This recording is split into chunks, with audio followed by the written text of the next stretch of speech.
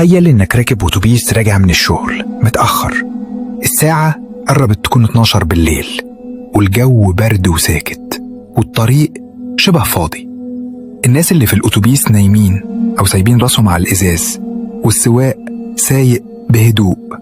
لكن اللي حصل بعد كده محدش فيهم كان مستعد يشوفه. عند أول مطلع من مطالع الطريق وقف السواق فجأة من غير أي سبب.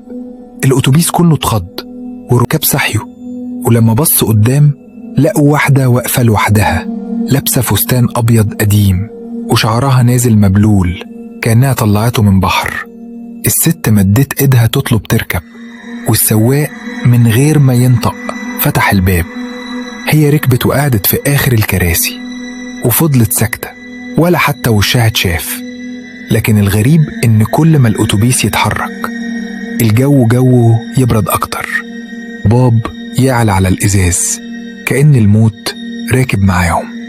واحد من الركاب قرر يقوم يسألها نازلة فين، لكن وهو ماشي ناحيتها اختفى صوته. لما بصوا ملقوش حد، الكرسي فاضي، والسواق عينه في المراية وبيقول هي لسه موجودة وراكم. الجو جوه الأتوبيس بقى تقيل، كأن فيه دخان بيملى المكان، والبرد كان بيخلي نفس الناس يطلع أبيض زي الضباب. الركاب